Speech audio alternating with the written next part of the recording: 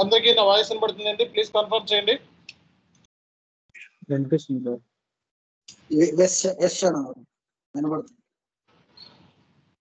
Okay guys, good morning to all of you. So అందరికీ నా voice వినపడుతుందా? క్లియర్గా ఉందా? సో ఈ రోజు నుంచి మనకి ప్రాజెక్ట్ క్లాసులు స్టార్ట్ అయింది. నిన్నటి నుంచి మన ప్రాజెక్ట్ క్లాసులు స్టార్ట్ అయింది. నిన్న ఇంప్లిమెంటేషన్ ప్రాజెక్ట్ అంటే ఏంటో డిస్కస్ చేసాం, అవునా కదా? ఓకే, సో అంటే ఇవన్నీ కూడా మీకు రేపొద్దున రానున్న రోజుల్లో సో ఒక రియల్ టైం కంపెనీలో మీరు పనిచేసేటప్పుడు ఉండే ప్రాజెక్ట్స్ అన్నమాట. ఒక కంపెనీలో జాయిన్ అయితే మీకు ఎలాంటి ప్రాజెక్ట్స్ ఉంటాయి అనేది ఇక్కడ ఇవ్వటం జరిగింది. సో చెప్పండి, ఎవరైనా చెప్పండి, మనకి టైప్స్ ఆఫ్ ప్రాజెక్ట్స్ ఏమున్నాయి ఎస్ఏపిలో? ఎస్ఏపిలో మనకి టైప్స్ ఆఫ్ ప్రాజెక్ట్స్ ఏమున్నాయి? Implementation project, support project, roll out project, projects, mergers, acquisitions, conversion, ఇవన్నీ కూడా మనకి ప్రాజెక్ట్స్ ఉన్నాయి. రేపు పొద్దున్న మీది కంప్లీట్గా ప్రాజెక్ట్ బేస్డ్ వర్క్ ఉంటుంది మీకు, అర్థమైందా? సో కంప్లీట్గా మీకు ప్రాజెక్ట్ బేస్డ్ వర్క్ ఉంటుంది. కాబట్టి మెయిన్ ఏంటంటే ఇందులో నుంచి ఏ కైండ్ ఆఫ్ అయినా ప్రాజెక్ట్ అయినా మీకు అసైన్ చేయొచ్చు అనమాట. ఓకే,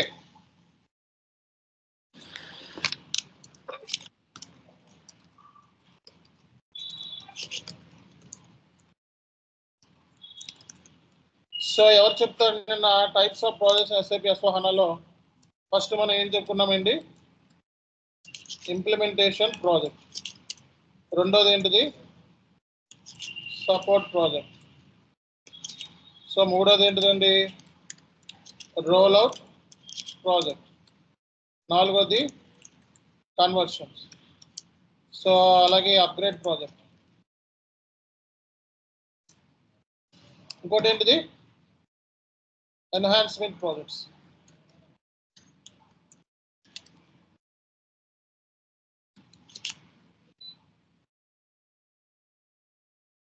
సో అలాగే మనకి M&A, mergers and acquisitions. So ఇందులో నుంచి ఏ కైండ్ ఆఫ్ ప్రాజెక్ట్ అయినా నీకు రేపు పొద్దున అసైన్ చేయొచ్చు జాబ్లో జాయిన్ అవుతారు. సో నిన్న ఇంప్లిమెంటేషన్ ప్రాజెక్ట్లో మనం మెథడాలజీస్ చెప్పుకున్నాం. సో ఈసీసీకి ఏ మెథడాలజీ అని చెప్పాం? ASAP, ASAP methodology. అలాగే మనకి S/4HANA ప్రాజెక్ట్స్కి ఏం చెప్పాం? గ్రీన్ ఫీల్డ్ మెథడాలజీ లేదా యాక్టివేట్ మెథడాలజీ అని చెప్పడం జరిగింది. బ్రౌన్ ఫీల్డ్ అంటే ఏంటి? ఈసీసీ నుంచి S/4HANA కన్వర్షన్ అన్నమాట. ఓకేనా? సో మెథడాలజీలో ఫేజెస్ చెప్పుకున్నాం కదా మొన్న. సో ఈసీసీలో అసాప్ మెథడాలజీలో ఏమేమి ఫేజెస్ ఉన్నాయి? Project preparation, business blueprint, realisation, final preparation, go live and support. అలాగే యాక్టివేట్ మెథడాలజీలో ఉన్న ఫేజ్ ఏంటి? Prepare phase, explore phase, realise phase, deploy phase, ఇంకోటి ఏంటిది? Run phase. అందరూ చదవాలి ఇవన్నీ కూడా ఫేజెస్ మనకి. సో మనకి నిన్న క్లాస్లో మనం ఏం చెప్పుకున్నామండి? ఇంప్లిమెంటేషన్ ప్రాజెక్ట్లో మనకి ఓకే, సో మెథడాలజీస్ బేస్ చేసుకొని ఇంప్లిమెంటేషన్ ఉంటుంది. Okay, SAP methodology. So ECC ప్రాజెక్ట్స్కి యాక్టివేట్ మెథడాలజీ, దీన్నే మనం గ్రీన్ ఫీల్డ్ మెథడాలజీ అన్నాం. గ్రీన్ ఫీల్డ్ ఇంప్లిమెంటేషన్ అంటారు. గ్రీన్ ఫీల్డ్ ఇంప్లిమెంటేషన్ అంటారు దీన్ని. సో మనకి ఎసాప్ మెథడాలజీలో ఏ ఫేజ్ ఉన్నాయి? ఎసాప్లో ఏమేమి ఫేజ్ ఉన్నాయండి? Project preparation phase, business blue print. Advance classes లో ఇవన్నీ చెప్తాము, జస్ట్ అవుట్ లైన్ అంతే. Business blue print. సో మీరు అందరూ నాన్ ఎస్ఏపీ స్టూడెంట్స్ కాబట్టి ఎస్ఏపీలో కన్వర్ట్ అవుదాం అనుకుంటున్నారు కాబట్టి ఒక ప్రాజెక్ట్ మీద ఒక ఐడియా అనమాట ఈ క్లాసెస్. తర్వాత అడ్వాన్స్డ్ ఉంటాయి. Okay, next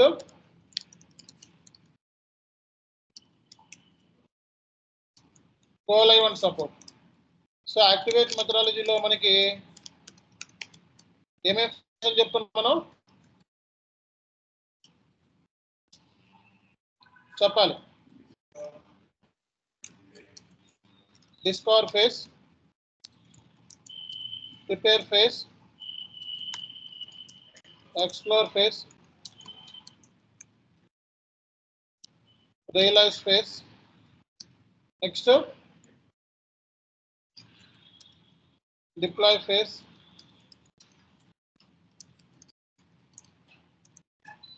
Run phase. So మనకి ఇవి మెథడాలజీలో ఉన్న phase. Project preparation phase, business blueprint, realisation, final preparation, go live and support. Activate మెథడాలజీలో ఉన్న ఫేజ్ ఏంటి మనకి? Discover phase, repair phase, explore phase, realise phase, deploy phase, run phase. అర్థమైనాయా? ఇవన్నీ కూడా మనకి ఈ ఫేజెస్ లో మనకి ఏం జరుగుద్ది అనేది రేపు పొద్దున ఇంటర్వ్యూలో అడుగుతారని చెప్పాను నేను. ఓకేనా? సో అవి మనకి అడ్వాన్స్ క్లాస్ లో డిస్కస్ చేస్తాం.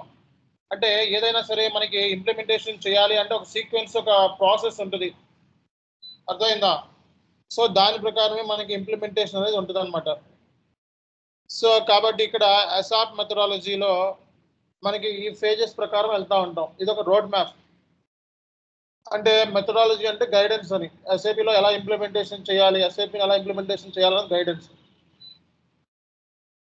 సో అలాగే మనకి సపోర్ట్ ప్రాజెక్ట్.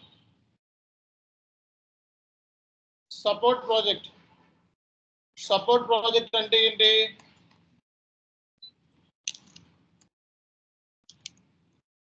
సో రేపు పొద్దున్న నీకు సపోర్ట్ ప్రాజెక్ట్ కూడా అసైన్ చేయొచ్చు అనమాట. ఒకటి ఇంప్లిమెంటేషన్ అంటే ఎండ్ టు ఎండ్ దగ్గర మీకు ప్రాజెక్ట్ అంటే ఎస్వానా ప్రాజెక్ట్ అంటే 20 నుంచి ఒక 3 నెలల వరకు ఉంటుంది. కంపల్సరీగా 3 సంవత్సరాల వరకు ఉంటుంది ప్రాజెక్ట్. సో మినిమం మనకి 18 months. ఓకే, సో మీరైతే మరి 22 months అని చెప్పొచ్చు మీరు. సో 22 months ప్రాజెక్ట్లో పనిచేశానని చెప్పొచ్చు. సో సపోర్ట్ ప్రాజెక్ట్ డ్యూరేషన్ ఎక్కువ ఉంటుంది. క్లయింట్కి కన్సల్టింగ్ కంపెనీకి మధ్య అగ్రిమెంట్ ఉంటుంది అనమాట. సో మీరందరూ మిమ్మల్ని రిక్రూట్ చేస్తున్న ఎవరు? Consulting companies, IBM, TCS, Cognizant, ఇలాంటి పెద్ద పెద్ద ఐటీ కంపెనీస్కి మీరు రిక్రూట్ అవుతారు. క్లయింట్ వచ్చేటప్పటికి నాన్ ఎస్ఏపి సిస్టమ్ అంటే ఎస్ఏపి యూస్ చేయనోడు అవుతారు.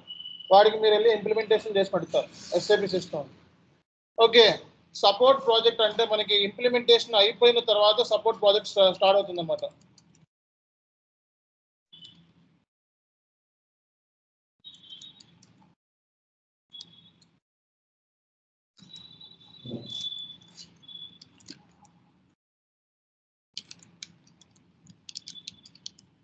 So after completion of the implementation project, support project will be started anamata.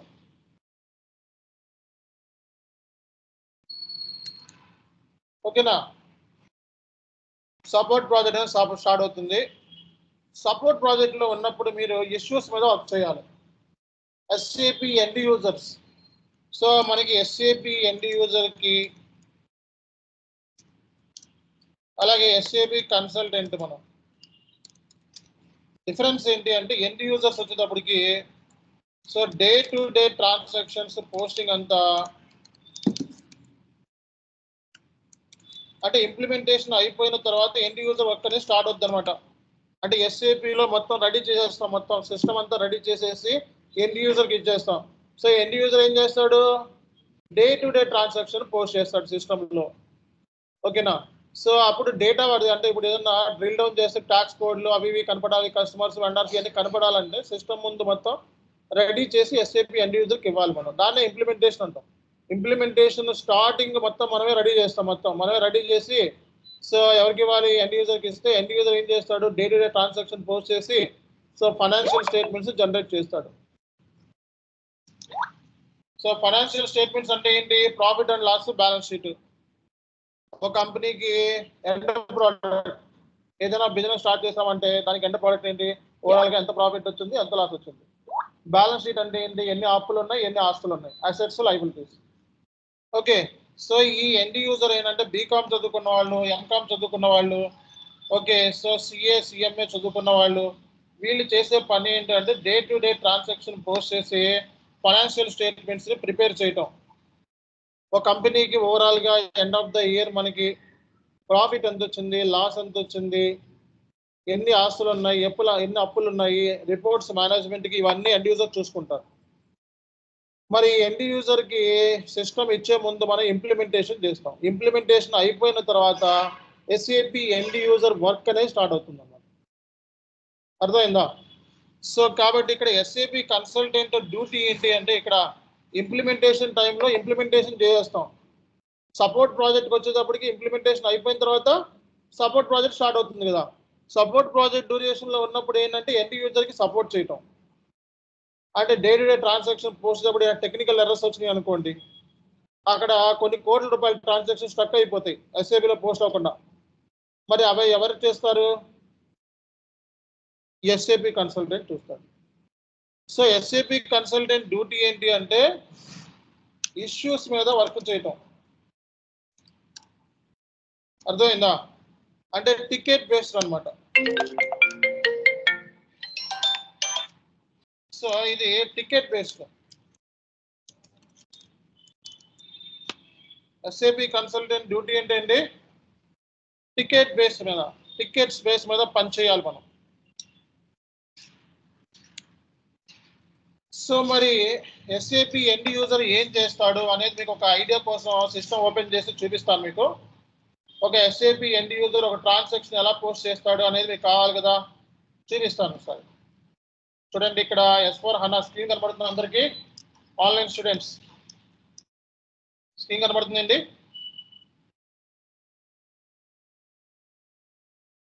So ఇక్కడ S4 యూజర్ మనకి, so user ID password details real టైంలో మీకు సెక్యూరిటీ వాళ్ళు ఇచ్చేస్తారు.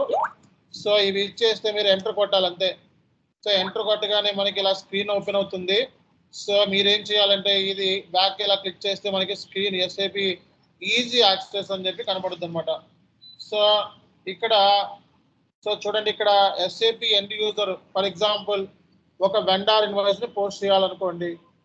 Okay, so vendor invoice, so vendor దగ్గర కొన్నట్టుగా purchase చేస్తాడు, వెండార్ దగ్గర నుంచి ఏదో మెటీరియల్ కొన్నాడు, ఏదో పర్చేస్ చేస్తాడు, అది ఎస్ఏపిలో బుక్ చేయాలనుకోండి. ఎవరు చేసేది ఇది యాక్టివిటీ?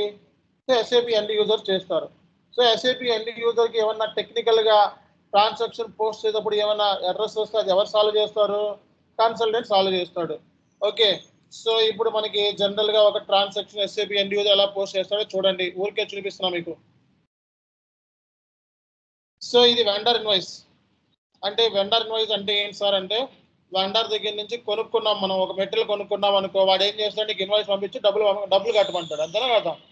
సో ఒక షాపింగ్ మాల్కి వెళ్ళాం అనుకోండి, సో షాపింగ్ మాల్లోకి వెళ్ళి కొనుక్కుంటే నీకు వెండర్ షాపింగ్ మాల్ ఏం చేస్తాడు, ఒక ఇన్వాయిస్ ఇచ్చి డబ్బులు కట్టమంటాడు, అంతేనే కదా, బిల్ ఇచ్చి డబ్బులు కట్టమంటాడు.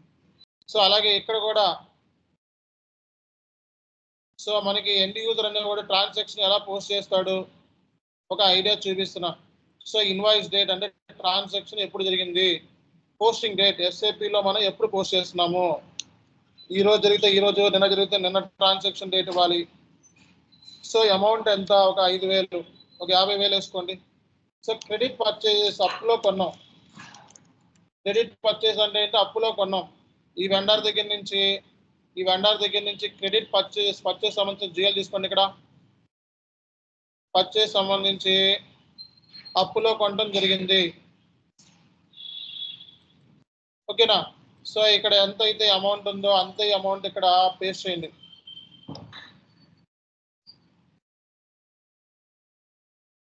ఒక్క నిమిషం, ఏదో స్టక్ అవుతుంది ఇది. సో ఇక్కడ 50,000 రూపాయలు క్రెడిట్ పర్చేస్ ఎంటర్ కొట్టండి. సో ఎంటర్ కొడితే మనకి ఎర్రర్ వచ్చింది. అంటే ట్రాన్సాక్షన్ పోస్ట్ చేసేటప్పుడు ఎర్రర్ వస్తే ఎవరు సాల్వ్ చేయాలి? సో ఇది ఇప్పుడు నేను ఏ ట్రాన్సాక్షన్ పోస్ట్ చేస్తున్నా, సో క్రెడిట్ పర్చేస్ అంటే నిన్న ఈ రోజు మనకి ఒక ట్రాన్సాక్షన్ జరిగింది మన కంపెనీ కోడ్తో. సో అప్పులో కొనుక్కొని వచ్చాం మనం, ఈ ట్రాన్సాక్షన్ తీసుకెళ్ళి ఎస్ఐపిలో పోస్ట్ చేస్తున్నా. అప్పుడు ఏమొచ్చింది, ఇక్కడ టెక్నికల్గా ఎర్రర్ వచ్చింది. ఎర్రరేనా? ఎర్రర్ అంటే మనకి రెడ్ కలర్లో ఉంటుంది.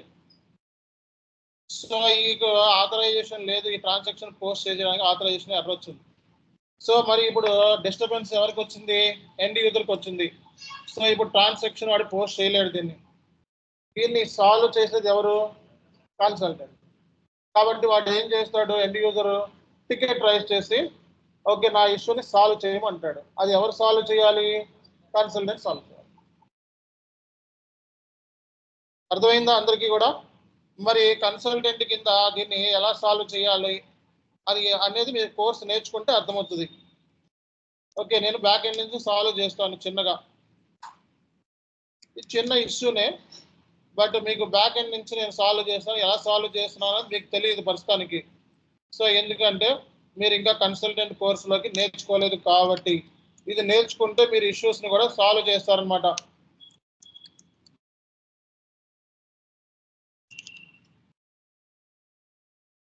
నేను సాల్వ్ చేసేసాను. ఒకసారి మళ్ళీ ఇదే ట్రాన్సాక్షన్ మళ్ళీ పోస్ట్ చేస్తాను చూడండి. Okay, vendor invoice. సో ఇవన్నీ కూడా మీకు మెల్లమెల్లగా అర్థమవుతాయి. ప్రజెంట్ ఏంటంటే జస్ట్ చూడండి.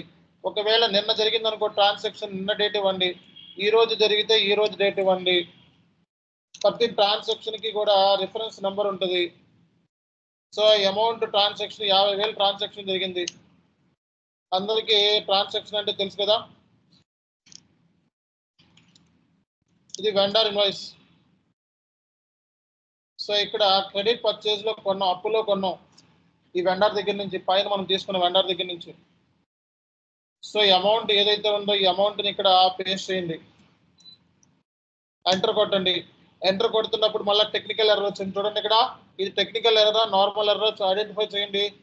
సో ఇక్కడ ఈ లైన్ ఐటమ్, దీన్ని ఏమంటారంటే లైన్ ఐటమ్, ఈ జిఎల్కి టెక్స్ట్ ఇవ్వమంటున్నాడు. టెక్స్ట్ అంటే ఇది, అంటే ఈ టెక్స్ట్ ఫీల్డ్ మ్యాండేటరీ అంటున్నాడు. సరే ఇది ఏంటిదండి, టెక్స్ట్ ఫీల్డ్ ఇచ్చేద్దాం. క్రెడిట్ పర్చేస్ ఇది నార్మల్ ఎర్రరే. ఓకే, మళ్ళీ ఏమంటున్నాడు, బిజినెస్ ఏరియా ఇవ్వమంటున్నాడు. సో బిజినెస్ ఏరియా కూడా ఇక్కడ బిజినెస్ ఏరియా తీసుకొని బిజినెస్ ఏరియా ఇవ్వండి, ఎంటర్. సో ఎంటర్ కొట్టగానే మనకి గ్రీన్ కలర్, ఓకే గ్రీన్ కలర్లో చూపిస్తుంది మనకి. సిమ్యులేట్ ట్రాన్సాక్షన్ పోస్ట్ సిమ్యులేట్ చేస్తే credit purchase account to vendor. ఈ వెండర్ దగ్గర నుంచి ఎంత అమౌంట్ కొన్నాం మనం, క్రెడిట్లో అప్పులో ఇంత కొన్నాం. ఓకే, సేవ్ చేస్తే మనకి ట్రాన్సాక్షన్ అనేది వితౌట్ మనకి ఎర్రర్ లేకుండా పోస్ట్ అయిపోయింది. అంటే సింపుల్గా చెప్తే మనకి ట్రాన్సాక్షన్ పోస్ట్ చేసేటప్పుడు మనకి ఎర్రర్స్ కూడా వస్తూ ఉంటాయి. ఆ ఎర్రర్స్ని మనం సాల్వ్ చేయాలి. ఎవరు సాల్వ్ చేస్తారు? సో ఎర్రర్ నాకు వచ్చింది కదా, అలాంటి ఏమైనా ఎర్రర్ వస్తే అప్పుడు ఏమవుతుంది, బిజినెస్ ఇంపాక్ట్ అవుతుంది. కోట్ల రూపాయల ట్రాన్సాక్షన్స్ ఎస్ఐపిలో పోస్ట్ చేస్తూ ఉంటాం. బిజినెస్ ఇంపాక్ట్ అయితే మనకి ఫైనాన్షియల్ స్టేట్మెంట్స్ రెడీ అవ్వం, మేనేజ్మెంట్కి ఇంప్రాపర్ రిపోర్ట్స్ ఇవ్వాల్సి వస్తుంది. మరి వాళ్ళ బిజినెస్ని సక్రమంగా మనం కాపాడాలి అంటే బ్యాక్ ఎండ్లో కన్సల్టెంట్ ఉండాలి. అర్థమైందా? అంటే టెక్నికల్గా ఎస్ఏపి మీద ఎక్స్పర్టైజ్ ఉన్న వాళ్ళని తీసుకుంటాం జరుగుతుంది. అంటే ఎస్ఏపి మీద ఎక్స్పర్టైజ్ అంటే ఎస్ఏపి ఎఫ్ఐసిఓ మీద నీకు కమాండ్ ఉంటే నువ్వు ఎఫ్ఐసిఓకి సంబంధించి ఎండ్ యూజర్స్ ఉంటారు, వాళ్ళు పోస్ట్ చేసే ఎర్రర్స్ నువ్వు సాల్వ్ చేయగలవు. ఇప్పుడు ఎంఎంఏ సంబంధించిన ఎండ్ యూజర్కి ఎంఎం సంబంధించిన దానికి ఎంఎం ఎండ్ యూజర్స్ ఉన్నారు, ఎస్డికి సంబంధించిన దానికి ఎస్డి ఎండ్ యూజర్స్ ఉన్నారు. ఓకే, సో కాబట్టి ఏ మాడ్యూల్ సంబంధించిన కన్సల్టెంట్స్ ఆ మాడ్యూల్కి ఆల్రెడీ ఉన్నారు. కాబట్టి నీకు ఎర్రర్ వస్తే సాల్వ్ చేసే కెపాసిటీ నీకు ఎప్పుడు వస్తుంది? ఇప్పుడు ఎర్రర్ని సాల్వ్ చేసే కెపాసిటీ నీకు ఎప్పుడు వస్తుంది? కోర్స్ ఫుల్గా నేర్చుకుంటే ఎర్రర్ని సాల్వ్ చేసే పొటెన్షియల్ నీకు వస్తుంది. అర్థమైందా? సో కాబట్టి ఎర్రర్ని పూర్తిగా సాల్వ్ చేసే పొటెన్షియల్ నీకు ఎప్పుడు వస్తుంది అంటే కోర్సు ఫుల్ నేర్చుకొని ఆ తర్వాత నీ ఎక్స్ప్లోర్ చేసినప్పుడు నీ అంతటా నీ ఓన్గా కంపెనీలో పనిచేయడానికి అర్హత అనేది సంపాదిస్తాం. కాబట్టి ఒక సపోర్ట్ ప్రాజెక్ట్ని ఈజీగా హ్యాండిల్ చేయగలుగుతాం, అంతేనా కదా? సో కాబట్టి ఇక్కడ సింపుల్గా మన లాజిక్ ఏంటి అంటే ఎస్ఏపి ఎండ్ యూజర్కి ఇష్యూస్ వచ్చినప్పుడు అది కొన్ని ఇష్యూస్ అర్జెంట్ ఇష్యూస్ ఉంటాయి, కొన్ని నార్మల్ ఇష్యూస్ కూడా ఉంటాయి. ఎస్ఏపి ఎండ్ యూజర్కి వచ్చే ఇష్యూస్ కొన్ని అర్జెంట్ ఇష్యూస్ ఉంటాయి, కొన్ని నార్మల్ ఇష్యూస్ అంటే 2-3 రోజులు డిలే అయినా ఏం కాదు.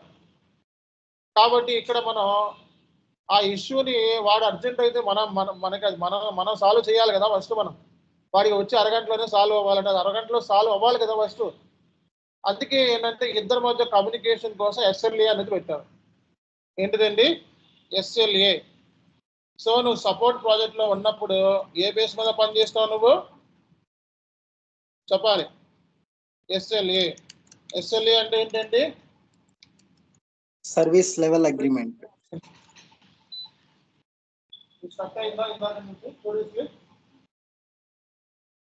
Service level agreement. SLA base మీద నువ్వు పని చేయాలి. ఓకేనా? నా స్క్రీన్ కనబడుతుందా అందరికి? విజిబులా? Yes, Ah. sir. Okay. So నువ్వు సపోర్ట్ ప్రాజెక్ట్ లో ఉన్నావు అంటే కంపల్సరీగా ఏ బేస్ మీద పని చేయాలి? SLA. SLA అంటే ఏంటి? Service level agreement. Service level agreement. So మనకి నువ్వు కన్సల్టింగ్ కంపెనీ నుంచి ఉంటావు. ఎవరి దగ్గర నుంచి? నువ్వు రిక్రూట్ చేసుకున్నది ఎవరు నిన్ను? Consulting companies. నువ్వు ఎవరి కోసం పనిచేస్తావు? క్లయింట్ కోసం పనిచేస్తావు. ఓకే. సో నేను రిక్రూట్ చేసుకునే అన్ని ఐటీ కంపెనీస్ నువ్వు రిక్రూట్ అవుతావు.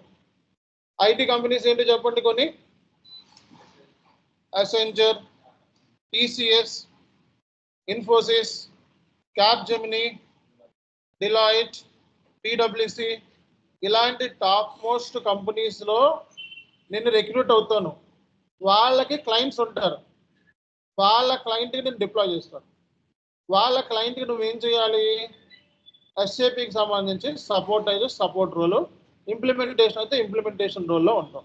ఇంప్లిమెంటేషన్ అంటే స్క్రాచ్ నుంచి మొత్తం చేసుకుంటూ రావాలి. సపోర్ట్ ప్రాజెక్ట్ అయితే ఇంప్లిమెంటేషన్ అయిపోయి ఉంటుంది. ఏదన్నా ఇలా టెక్నికల్గా ఎర్రర్స్ వస్తూ ఉంటే అవి సాల్వ్ చేయాలి. అర్థమైందా? ఫర్ ఎగ్జాంపుల్ టీవీ ఉందనుకోండి, టీవీ మొత్తం డిజైన్ చేయటము, టీవీ పనిచేస్తుందో లేదో చూడటము, అవన్నీ ఫస్ట్ ఏంటిది? ఇంప్లిమెంటేషన్. ఆ టీవీ తీసుకెళ్ళి బయట అమ్మేస్తే కస్టమర్ వచ్చి కొనుక్కుంటాడు. కస్టమర్ కొనుక్కున్న తర్వాత కంపెనీకి ఇంకా సంబంధం ఉంటుందా ఉండదా? ఉంటుంది. ఆ కస్టమర్ కొనుక్కున్న ప్రోడక్ట్ సరిగ్గా పనిచేయకపోతే కంపెనీ సైడ్ నుంచి టెక్నీషియన్ వచ్చి దాన్ని సాల్వ్ చేస్తాడు. అట్లాగే ఇంప్లిమెంటేషన్ అయిపోయిన తర్వాత మనం రిక్రూట్ చేసుకుంటారు.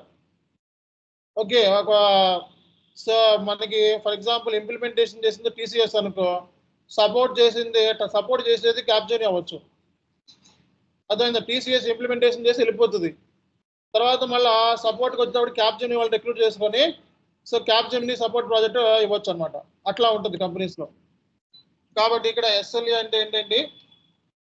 Service level agreement. సో మనకి P1 ticket, P2 ticket, P3 ticket, P4 ticket. P1 ticket solve చేసే టైమింగ్ వచ్చి 2 hours. P2 టికెట్ సాల్వ్ చేసేది 6 hours. So P3 ticket solve చేసేది 3 days. P4 టికెట్ సాల్వ్ చేసేది 4 days అన్నమాట. So అంటే ఇక్కడ simple గా మాట్లాడితే మనకి సపోర్ట్ ప్రాజెక్ట్ లో ఉంటే సో మన టికెట్ బేస్ మీద మనం పని చేయాల్సి ఉంటుంది. అర్థమైందా? So if you are into support project, so your work will be based upon the ticket basis. So ticket can be classified as చెప్పాలి. టికెట్స్ ఎలా classify? P1 ticket, P2, P3, P4. P4. P అంటే ఏంటి? Priority and severity base మీద మనం పని చేయాలి. ఎలా పని చేయాలి? ప్రయారిటీ అండ్ సివియారిటీ బేస్ మీద. ప్రయారిటీ ఎవరిది? ఎండ్ యూజర్ది. ఎండ్ యూజర్ ఒకవేళ P1 టికెట్ రైజ్ చేస్తే నువ్వు ఎన్ని గంటలు సాల్వ్ చేయాలి? 2 hours. P2 టికెట్ రైజ్ చేస్తే 6 hours. P3 3 days. సార్ అన్ని కంపెనీస్ లోనూ ఈ SLA అనేది సేమ్ ఉంటుందా? No. అన్ని కంపెనీస్ లో SLA సేమ్ ఉంటుందా అంటే వాళ్ళిద్దరు అగ్రిమెంట్, కన్సల్టింగ్ కంపెనీకి క్లయింట్ మధ్య అగ్రిమెంట్ ఉంటుంది. ఆ అగ్రిమెంట్ ప్రకారం సో ఉంటుంది. ఒక్కోసారి కొన్ని కంపెనీస్ లో 3 days బదులు 4 days ఉండొచ్చు, 4 days బదులు 5 days ఉండొచ్చు, వేరియేషన్ ఉండొచ్చు. మీకు యావరేజ్ బేస్ మీద ఇచ్చా. అర్థమవుతుంది అందరికి? కాబట్టి మీరు గుర్తుపెట్టుకోవాల్సిన విషయం ఏంటంటే so if you are into support project, so you need to handle the SAP end user issues based upon the priority and severity. You need to resolve the tickets. So ticket has been classified P1 ticket, P2 ticket, P3 and P4. P1 ticket duration is 2 hours. P2 ticket duration is 6 hours. P3 duration is 3 days. P4 duration is 4 days. Okay, this is called as SLA. ఒకవేళ ticket అనేది solve చేయకపోతే what happen?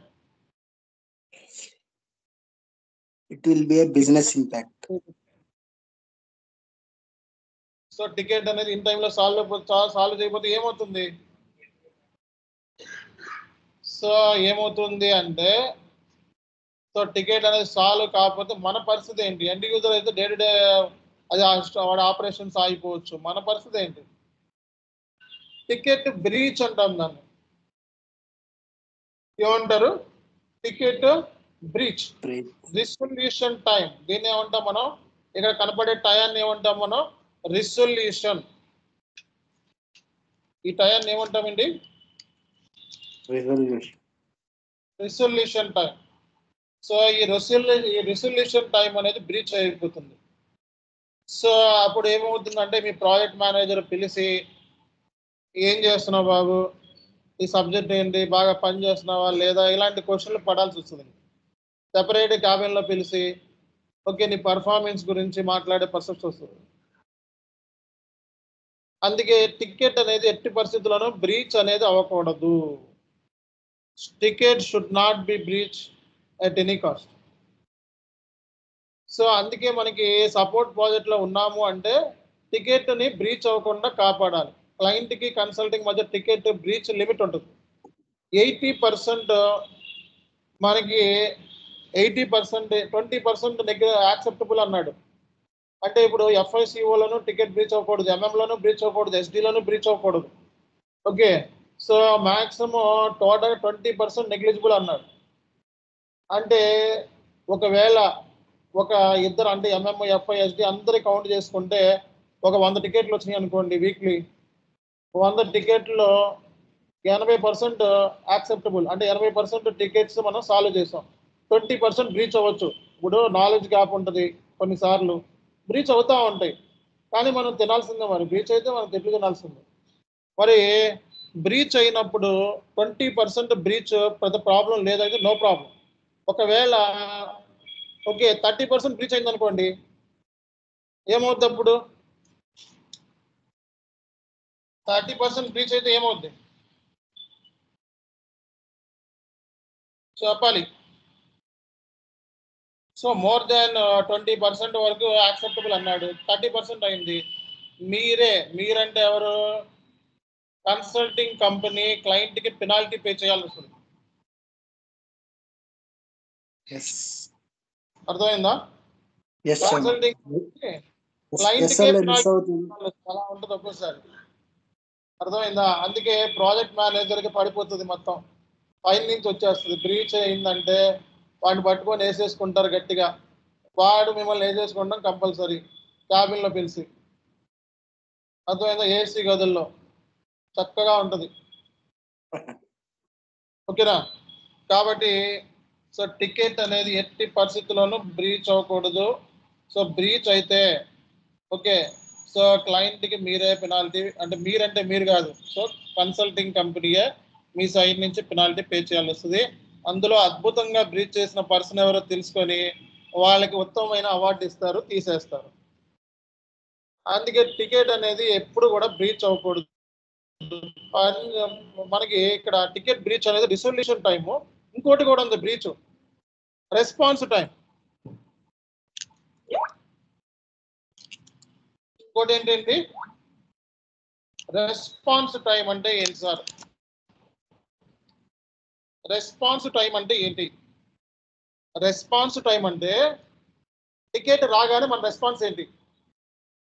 Ticket rise చేసాడు end user, ఏదో P1 ticket rise చేశాడు, 2 గంటల్లో solve చేయాలనే కదా ఉద్దేశం. నువ్వు అరగంట అయినా నువ్వు టికెట్ అసైన్ చేసుకోవాలి నీ పేరు మీద. మీ ఎఫ్ఐసిఓ టీంలో 5 మంది పనిచేస్తున్నారు సపోర్ట్ ప్రాజెక్ట్లో, ఎవరు అసైన్ చేయాలి, అందరూ కలిసి పార్టీకి వెళ్ళారు. లేకపోతే పైన బర్త్డే పార్టీ ఎవరితో కేక్ కోస్తున్నారు, అందరూ అటు వెళ్ళిపోయారు. ఇక్కడేమో టికెట్ వచ్చేసింది, అక్కడేమో సెలబ్రేషన్ చేసుకుంటున్నారు. P1 టికెట్ చాలా హై ప్రయారిటీ టికెట్, అవునా? అప్పుడు ఏమవుద్ది? ఇంకా అప్పుడు కూడా అయిపోయినట్టే. సో అంటే ఏంటి, అందరూ వెళ్ళకూడదు అక్కడ సపోర్ట్ ప్రాజెక్ట్ 24/7. ఒకడు 5 మంది వెళ్తే ఒకటి ఇక్కడ కూర్చోవాలి, లేకపోతే ఆ ల్యాప్టాప్ పట్టుకొని వెళ్ళి అక్కడ బర్త్డే సెలబ్రేషన్ లో చూసుకుంటా ఉండాలి. అంత అలర్ట్ గా ఉండాలి సపోర్ట్ ప్రాజెక్ట్ లో ఉన్నప్పుడు మీరు. అర్థమైందా? సపోర్ట్ ప్రాజెక్ట్ అంటేనే మనం బ్రీచ్ నుంచి బయటపడాలి. కాబట్టి రిసొల్యూషన్ టైం కానీ రెస్పాన్స్ అంటే నీ సైడ్ నుంచి రెస్పాన్స్ అంటే ముందు టికెట్ రాగానే నీ పేరు మీద, నీ కలీగ్ పేరు మీద, ఎవరో ఒక పేరు మీద టికెట్ ని అసైన్ చేసేసుకోవాలి. అంతేగాని సో టికెట్ అసైన్ చేయకుండా నువ్వు దాన్ని పట్టించుకోకపోతే ఎండ్ యూజర్ దాన్ని ఎస్కలేట్ చేస్తాడు. ఎవరికి ఎస్కలేట్ చేస్తాడు? హై లెవెల్లో ఎస్కలేట్ చేస్తాడు, మీ ప్రాజెక్ట్ మేనేజర్ ఇంకోళ్ళకి. అక్కడ మీ ప్రాజెక్ట్ మేనేజర్ కూడా మీతో పాటు బర్త్డే సెలబ్రేషన్ చేసుకుంటున్నాడు అనుకోండి, వాడు కూడా చాట్లో పెడితే వాడు కూడా రెస్పాండ్ అవ్వలేదు అనుకోండి, మీ ప్రాజెక్ట్ మేనేజర్ పైన డెలివరీ హెడ్ ఉంటాడు, వాడికి రాస్తారు email.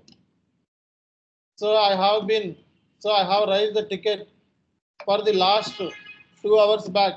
This is P1 ticket. No response from FICO team. Could you please brief me the reasons not assigning the ticket and the question mark పెడతారు. అంతే, అయిపోయింది గేమ్ క్లోజ్. అందరూ project manager సహా అందరూ attend అవ్వాల్సిందే డెలివరీ మేనేజర్ దగ్గర. అర్థమైందా? So ఇది పెద్ద ఎస్కలేషన్ అవుతుంది.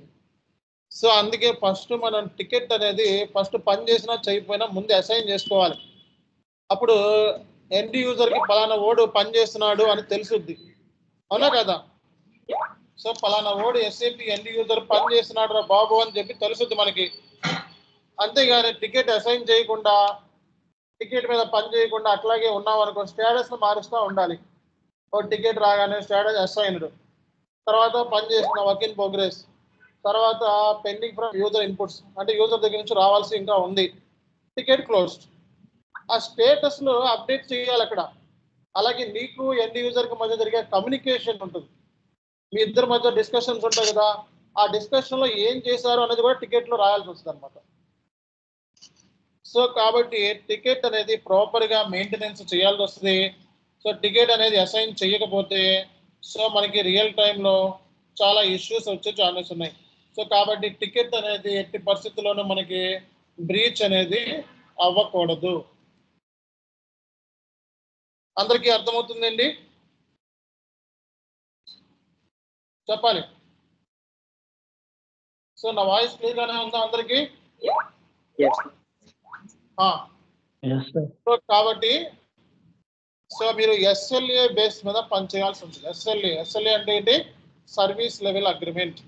నీ క్లయింట్కి కన్సల్టింగ్ కంపెనీ మధ్య ఉన్న అగ్రిమెంట్ ఏంటంటే, ఇలా టికెట్స్ వచ్చినప్పుడు P1 ticket end user rise చేస్తే దాన్ని సాల్వ్ చేయాలి. P1 అంటే high priority critical tickets. P1 అంటే ఏంటి?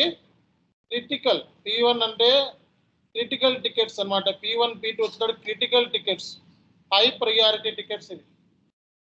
సో ఇది మీడియం ప్రయారిటీ, ఇది low priority. Okay, so last ఏంటిది? Low priority. P4 ఏంటిది? Low priority. సో P3 ఏంటిది?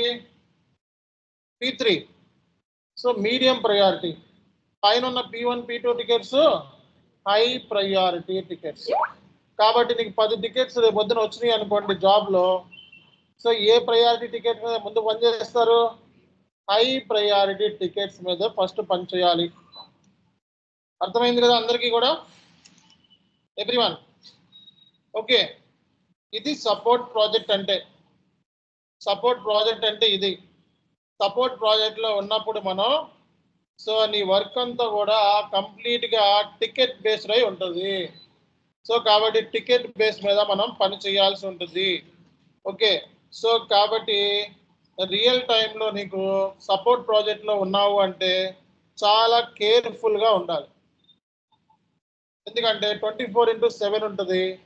సో అందులో నువ్వు ఏంటంటే నువ్వు వర్క్ ఒక్కోసారి ఏంటంటే మనం చాలా బిజీ మీద ఉంటాం, వేరే పని మీద, వేరే ఇష్యూస్ కూడా ఉంటాయి కదా, ఒక ఇష్యూ కాదు. రోజుకి మనకి 2 నుంచి 5 ఇష్యూస్ వరకు రావచ్చు మినిమం. అంటే నీకు అసైన్ చేసేది మిగతా వాళ్ళకు కూడా వస్తాయి. నీకు అసైన్ చేసేది రోజు 2 టికెట్లు అన్న రావచ్చు. నీకు మినిమం 2 టికెట్స్ కన్ఫామ్గా వస్తాయి ఏ ప్రాజెక్ట్లో ఉన్నా సరే. కాబట్టి ఇంటర్వ్యూలో నేను అడుగుతారు, రోజుకి ఎన్ని టికెట్స్ హ్యాండిల్ చేసావు? ఎన్ని టికెట్స్? 2 to 5. 5 వచ్చేటప్పుడు మంత్ ఎండ్ టైంలో, 2 వచ్చేటప్పుడు రెగ్యులర్ టైంలో, నార్మల్ టైంలో. సో అందులో కొన్ని క్రిటికల్ టికెట్స్ చెప్పు అని అడుగుతారు. ఆ టికెట్స్ మన క్రిటికల్ టికెట్స్ అంటే ఇప్పుడు ఏం చెప్తాం మనం, ఇప్పుడు ఏం చెప్పం, మనకి ఏం తెలుసు ఏమి తెలుసు. అది సిస్టంలో పనిచేసిన తర్వాత దాని క్రిటికాలిటీ ఏంటో చెక్ చేసి అప్పుడు మనం కొన్ని లిస్ట్ ఇస్తాను ఇంటర్వ్యూ సంబంధించి క్రిటికల్ టికెట్స్. ఆ క్రిటికల్ టికెట్సే ఇంటర్వ్యూలో చెప్పాలి. అర్థమైందా? సపోర్ట్ ప్రాజెక్ట్లో పనిచేసావు కాబట్టి నీ రోల్స్ అండ్ రెస్పాన్సిబిలిటీస్ అడుగుతారు. సపోర్ట్ ప్రాజెక్ట్లో ఉన్నప్పుడు ఏ బేస్ మీద పనిచేస్తాం? Based upon the priority and severity. So we need to work. What kind of tickets I worked on the P1, P2, P3 and P4 tickets on daily basis. Daily basis మనం P3, P4 tickets వస్తాయి. ఎక్కువగా tickets ఏమేమి వస్తాయి మీకు? P3, P4 టికెట్సే వస్తాయి ఎక్కువ. Month end టైంలో ఏంటిదండి?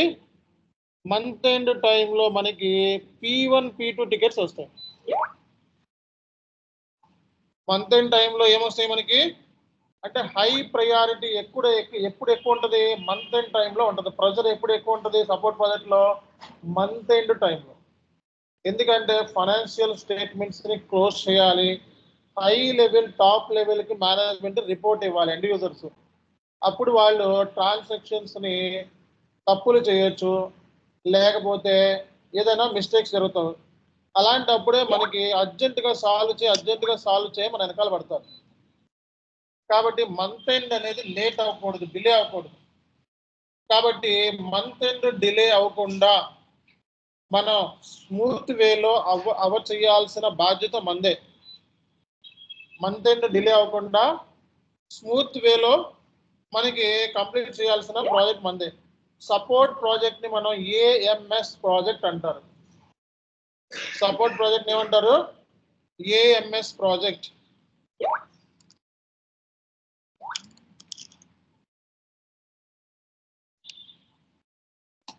సపోర్ట్ ప్రాజెక్ట్ ఏమంటారండి? AMS project. అర్థమైందా? సో ఈ AMS ప్రాజెక్ట్లో ఉన్నప్పుడు మనం చాలా కేర్ఫుల్గా ఉండాలి.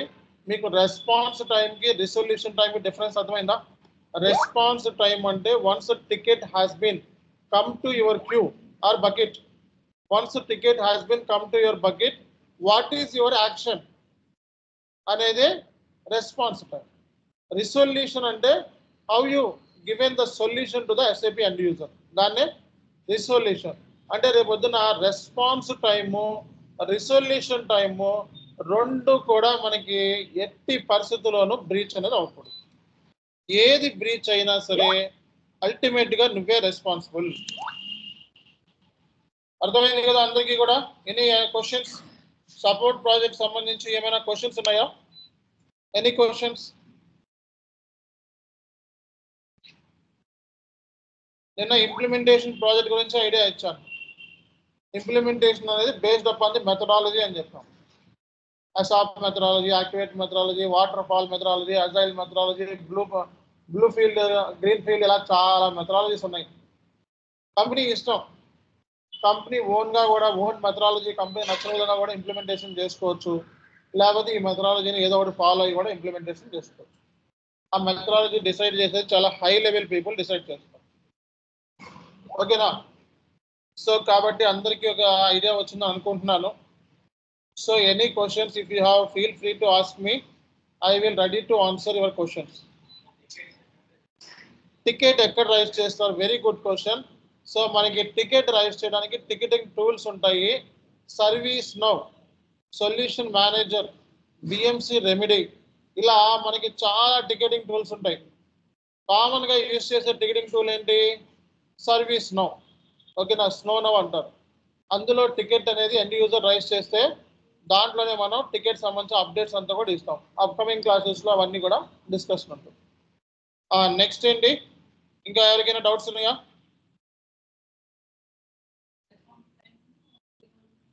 Very good question sir. Response టైంకి రిజల్యూషన్ టైం సేమా? కాదు. రెస్పాన్స్ టైం అంటే టికెట్ రాగానే అసైన్ చేసుకోవాలి. 2 గంటలు పట్టుద్ది, 15 minutes max. P1 ticket, P2 ticket 15, P3 P4 30 minutes. P1 ticket అంటే ఇమీడియట్ గా అసైన్ చేసుకొని వాళ్ళతో మాట్లాడాలి. ఎవరితో? ఎండ్ యూజర్తో. వెంటనే కాంటాక్ట్ అవ్వాలి.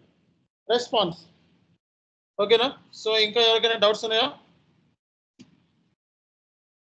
Any questions? Any questions?